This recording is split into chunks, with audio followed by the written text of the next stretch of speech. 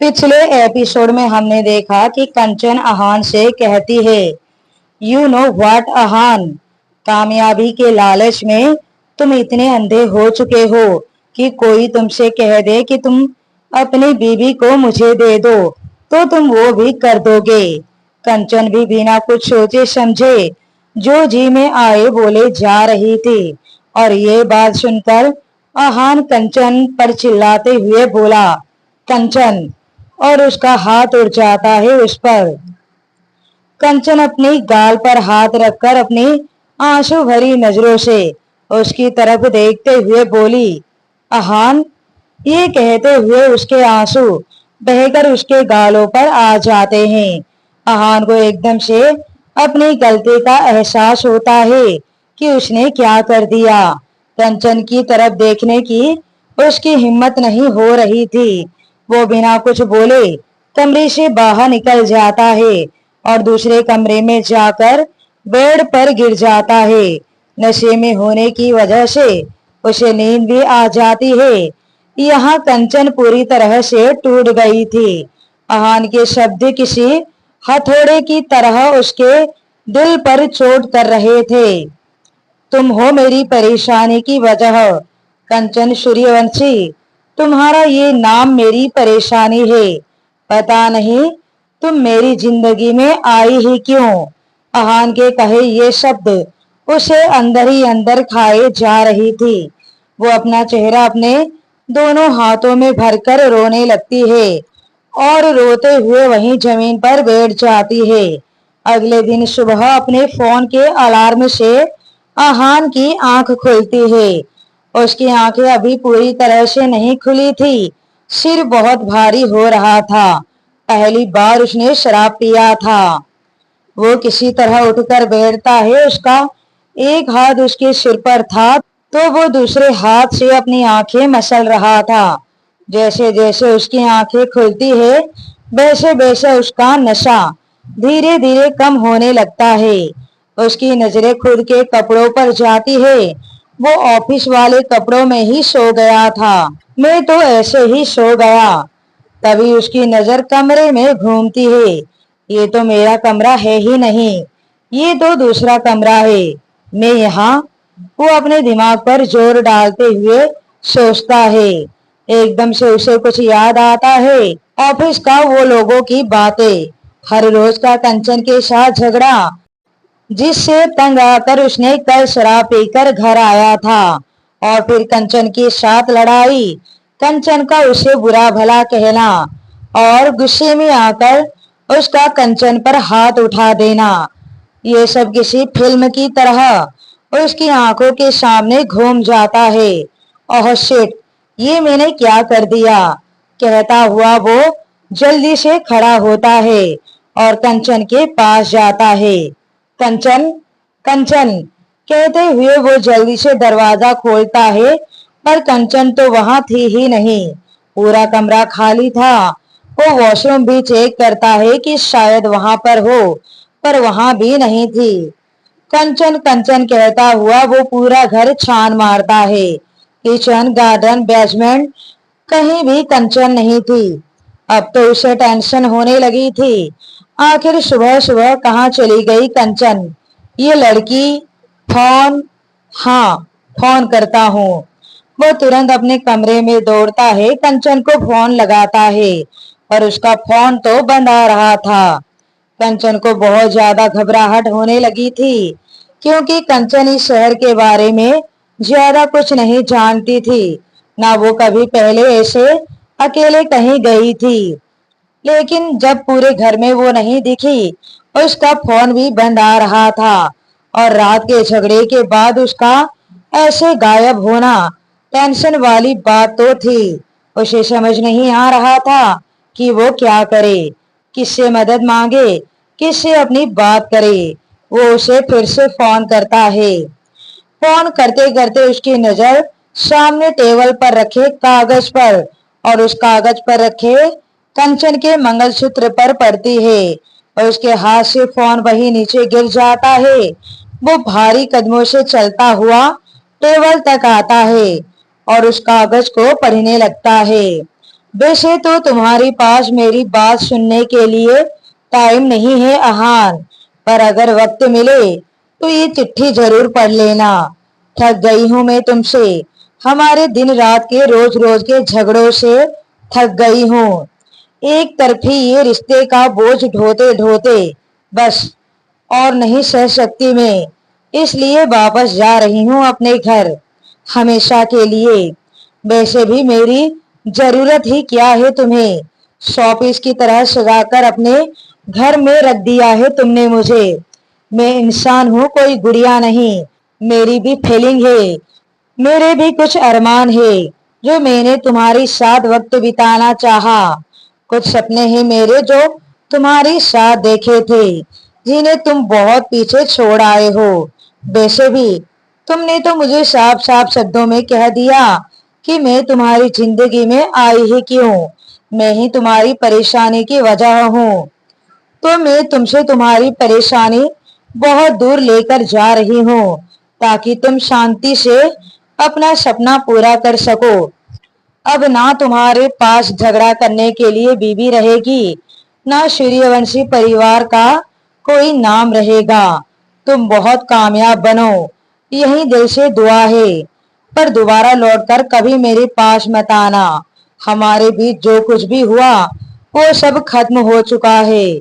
मैं ही आई थी ना तुम्हारी जिंदगी में, अब मैं ही तुम्हारी जिंदगी से जा रही हूँ हमेशा के लिए। जैसे जैसे अहान पूरा खत पढ़ता जा रहा था, वैसे वैसे उसकी आंखों से आंसू बहते जा रहे थे। वो खत उसके हाथों से वहीं छूटकर नीचे गिर जाता है। वो तुरंत गाड़ी निकालता है और एयरपोर्ट की तरफ भागता है। अहान जितनी जल्दी हो सके उतनी जल्दी एयरपोर्ट पहुंचता है। वो भागा भागा अंदर जाता है, उसकी नजरें कंचन को तलाश रही थी। हर चेहरे में उसे कंचन का चेहरा नजर आ रहा था। वो जल्दी से जाकर पता करता है कि इंडिया जाने वाली फ्लाइट, रिसेप्शन पर बैठने वाली लड़की ने कहा, सर वो फ्लाइट तो कब की चली गई। ये सुनते ही अहान के पैरों तले से जमीन खिसक जाती है। उसे ये था कि वो कंचन को रोक लेगा, पर कंचन तो जा चुकी थी। उसका दिल बैठा जाता है। उसे एहसास होता है कि एक ही पल में उसका सब कुछ उससे दूर हो गया है। उसकी सांसें उसके जिस्म से अलग हो रही है। कंचन का प्यारा सा चेहरा उसकी आंखों के सामने घूम रहा था। अगले ही पल उसे याद आता है कि उसने कितने रूडली कंचन से बात की थी।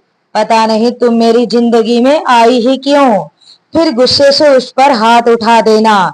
ये सब कुछ याद आते ही उसकी आंखों में नमी तैर जाती है। देर कर दी, मैंने बहुत देर कर दी।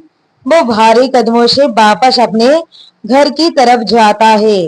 दूसरी तरफ इंडिया में सम्राट सुहानी के लिए नाश्ता लेकर अपने कमरे की तरफ जा रहा था। तभी उसकी नजर दरवाजे से अंदर की तरफ आ रही कंचन पर पड़ती है। उसका उतरा हुआ चेहरा देखकर ही सम्राट समझ जाता है जरूर कुछ गड़बड़ है। कंचन की नजरें भी सबसे पहले सम्राट पर पड़ती है। सम्राट को देखकर उसकी आंखें भर जाती है और वो सीधा उसे जाकर लिपट जाती है। भाई, ये कहते हुए आंसुओं का सैलाब जो उसने कब से रोक रखा था वो उमड़ पड़ता है। इससे पहले कि सब लोग उन दोनों के पास आते, उससे पहले ही सम्राट ने कंचन से धीरे से कहा, मैं समझ चुका हूँ जरूर कोई बात है, लेकिन ये सब घर वालों के सामने कहने की जरूरत नहीं है। सबके चेहरे देखकर कंचन भी समझ जाती है कि सम्राट उसे क्या समझाना चाहता है, खास करके सुहानी का चेहरा। अगले ही पल वो अपने जज्बातों पर काबू पाती है। एक एक करके सबसे मिलती है जैसे कुछ हुआ ही ना हो। आराधना जी इधर उधर देखते हुए उसके पास पहुंची। तू अकेली आई है, दामाद जी नहीं आए तेरे साथ। आहार का नाम सुनते ही कंचन को बहुत गुस्सा आ जाता है। वो अपने गुस्से पर काबू पाते हुए जबरदस्ती मुस्कुराते हुए बोली, माँ अहान को कोई जरूरी काम था। मुझे आप सबकी याद आ रही थी, इसलिए मैं आ गई। वो बात को घुमाते हुए बोलती है। पर तू रो क्यों रही है? अरविंद जी उससे सवाल करते हैं। वो पापा, इतने दिनों के बाद आप सबको देख रही हूँ, बस यूं ही रोना आ गया। वो एक नजर सम्राट की तरफ देखती है, फिर वापस अपनी नजरें झुका लेती है।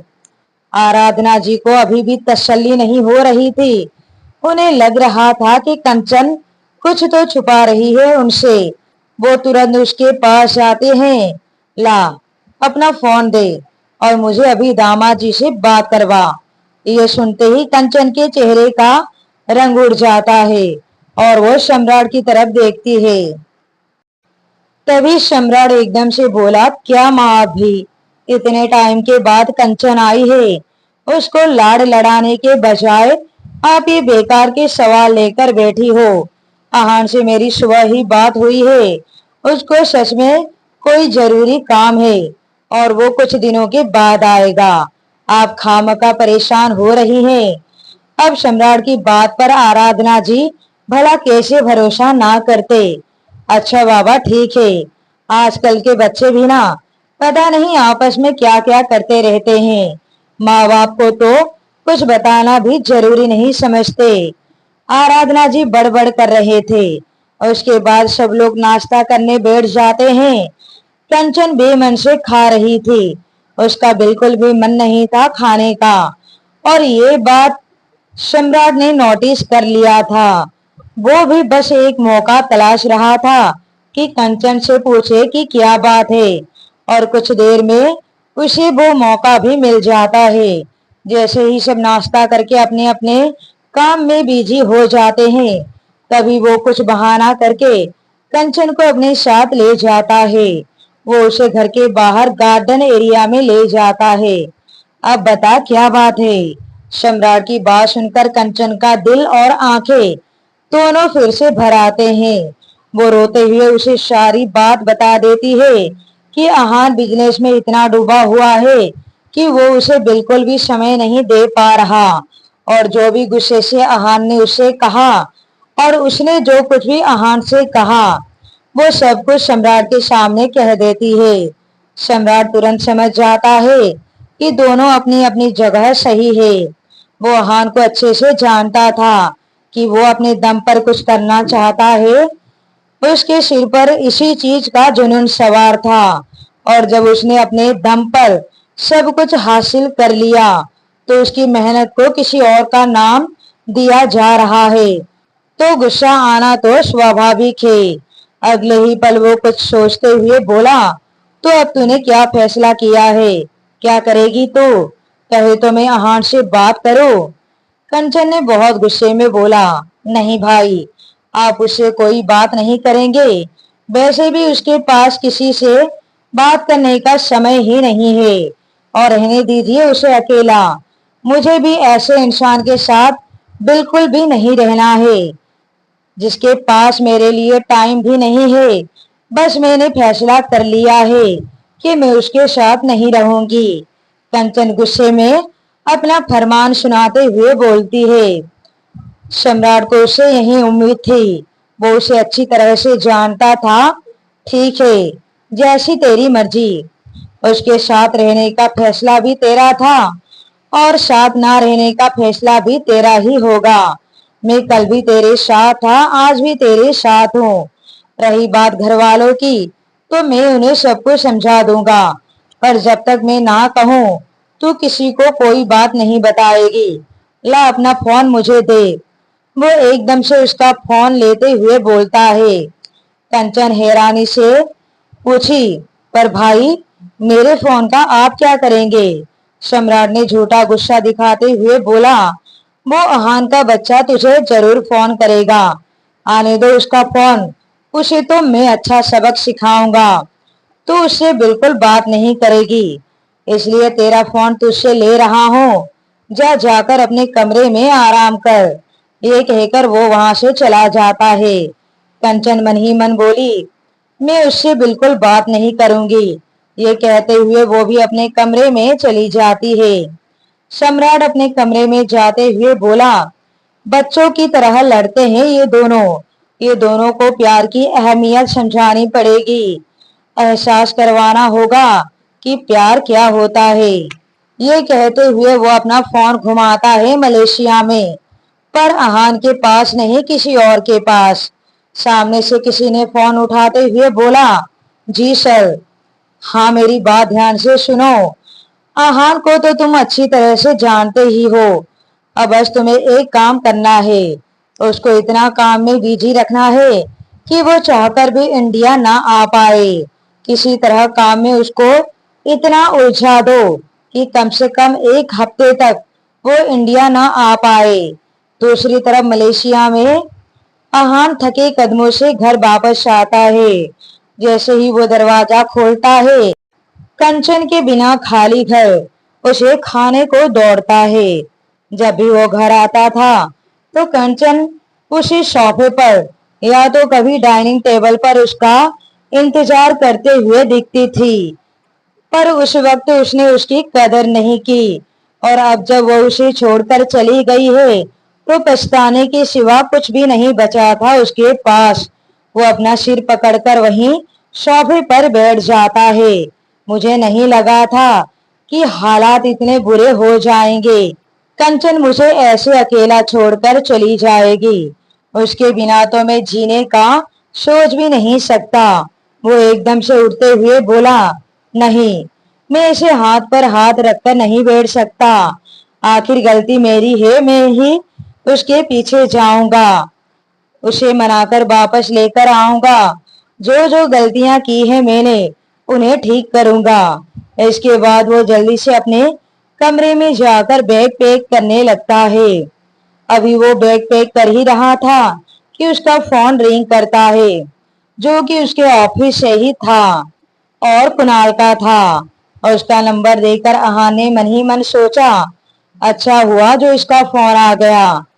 इसे बता देता हूँ कि मैं कुछ दिनों के लिए ऑफिस नहीं आऊंगा। ये सोचता हुआ वो फोन उठाता है, और इससे पहले कि वो कुछ बोल पाता, उधर से कुणाल ने कहा, अरे यार, कहाँ रह गया है तू? तुझे पता है ऑफिस में क्या हो गया है? जो हमारी मीटिंग 15 दिनों के बाद होने वाली थी, उसके क्लाइंट आज ही आने वाले हैं।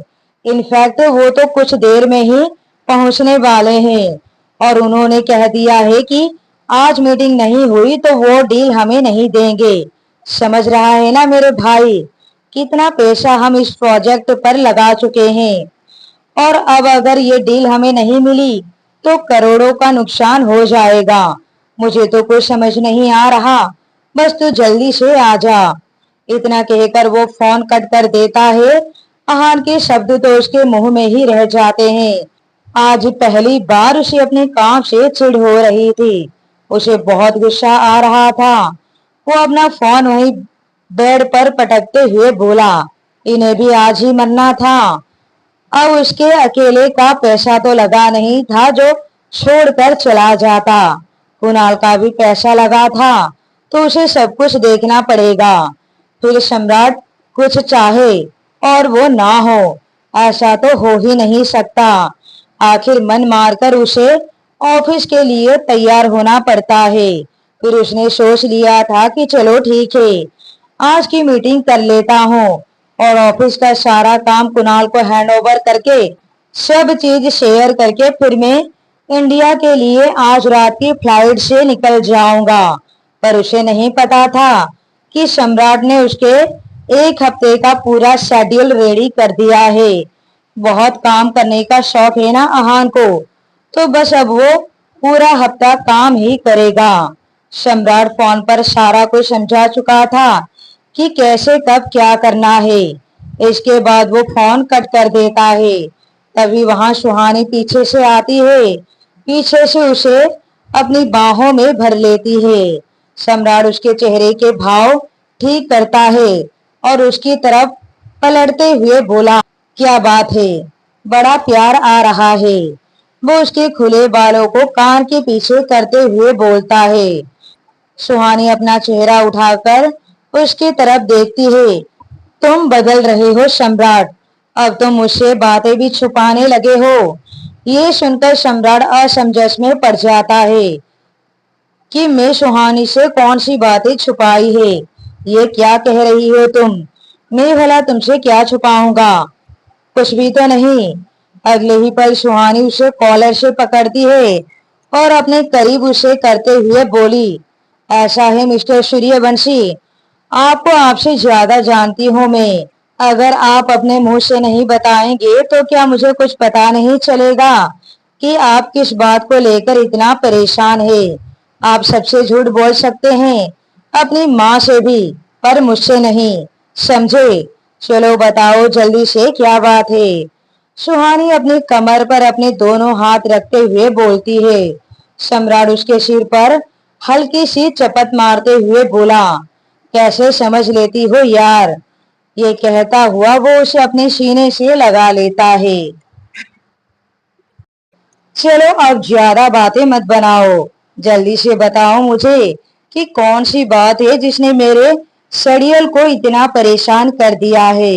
सम्राट उसे आराम से सोफे पर बिठाता है और फिर वो भी जल्दी से उसके पास बैठकर उसे सारी बात बता देता है कि कैसे कंचन और आहान के रिश्ते में खटास आ गई है। सुहानी बहुत ध्यान से उसकी बातें सुन रही थी। वो सम्राट के हाथ पर अपना हाथ रखते हुए बोली, ये छोटे मोटे झगड़ा तो हर रिश्ते में होते रहते हैं और झगड़ों के बाद ही तो प्यार बढ़ता है। वो अपना सिर सम्राट के कंधे पर टिकाते हुए बोलती है, हाँ तुम सही कह रही हो। बस इन दोनों को प्यार की अहमियत समझाने के लिए मैंने कुछ सोचा है। इसके बाद सम्राट उसे सारा प्लान बताता है। तुम फिक्र मत करो, मैं भी तुम्हारे साथ हूँ। देखना दोनों कैसे लाइन पर आते हैं। सुहानी मुस्कुराते हुए बोल रही थी। यहाँ दूसरी तरफ मलेशिया में अहान को मन मारकर ऑफिस जाना पड़ता है।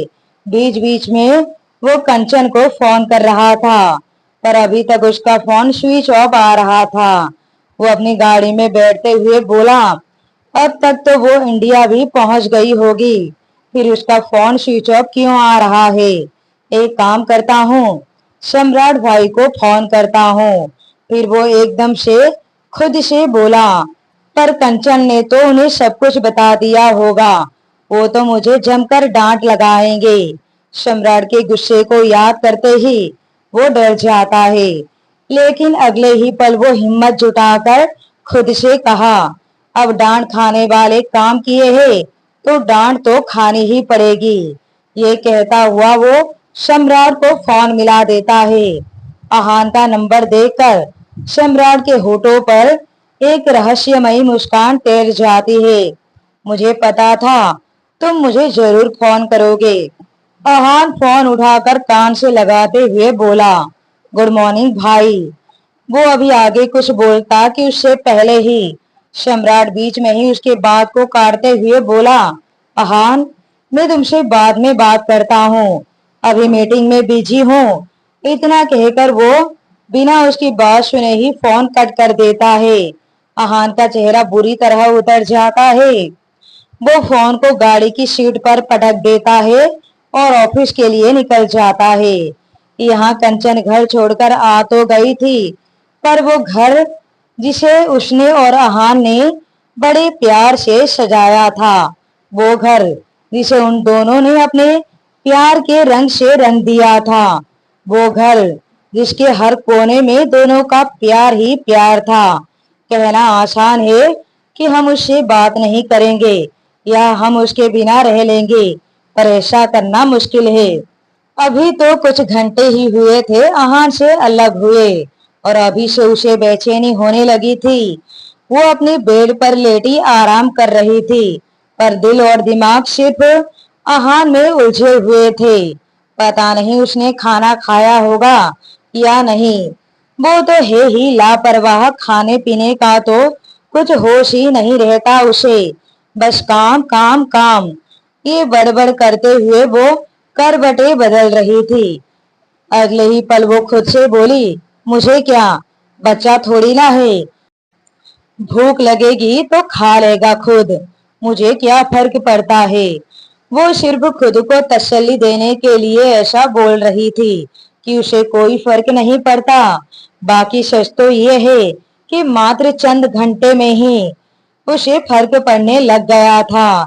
बेचैनी धीरे धीरे उसे घेर रही थी। इन सब से तंग आकर और आहान की तरफ से अपना ध्यान हटाने के लिए वो अपने कमरे से बाहर निकलती है, सुहानी के पास जाने लगती है। आराधना जी और अरविंद जी किसी काम से बाहर गए हुए थे। कंचन किचन में जाती है, 2 कप चाय बनाती है, फिर चाय का कप ट्रे में रखकर सुहानी के कमरे की तरफ बढ़ जाती है। सुहानी बिस्तर से टेक लगाकर कोई बुक पढ़ रही थी। सम्राट उस वक्त कमरे में नहीं था। कंचन गेट नॉक करते हुए बोली, भाभी मैं आ जाऊं? सुहानी उसकी तरफ देखती है और मुस्कुराते हुए बोली, तू कब से पूछने लगी है? बड़ी सयानी होकर आई है। इसी के साथ वो दोनों हंसने लगते हैं। फिर साथ बैठकर चाय की चुस्कियां लेने लगती है। पता है भाभी, मैंने सबसे ज्यादा आपको मिस किया। सुहानी भी उसके गाल पर हाथ फेरते हुए बोली, मैंने भी तुझे बहुत मिस किया। और बता, अहान कैसा है? तुझे खुश तो रखता है ना? ये सुनते ही एक पल के लिए कंचन के चेहरे का रंग उड़ जाता है। वो तुरंत ही खुद को संभाल लेती है। हाँ भाभी, बहुत खुश रखता है। इतना तो मैंने सोचा भी नहीं था। ये कहते हुए वो मन ही मन झल्ला जाती है। और तू उसका ध्यान रखती है या नहीं? सुहानी फिर से सवाल करती है। कंचन कुछ बोलने वाली थी पर सुहानी उसे बीच में ही रोकते हुए बोली, रहने दे, वो तो मैं अहान से ही पूछ लूंगी। वैसे कब आ रहा है वो?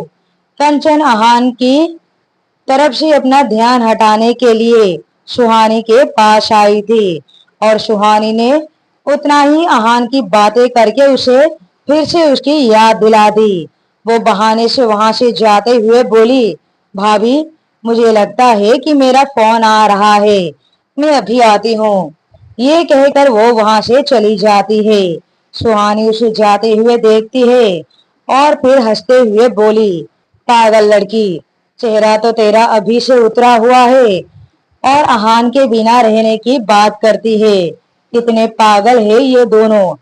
अभी वो बोल ही रही थी कि तभी उसके फोन पर अहान का फोन आता है। वो समझ जाती है कि वो उसे कंचन के बारे में पूछने के लिए ही फोन कर रहा है।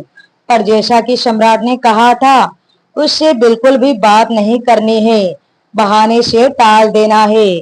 वैसे ही करती है सुहानी।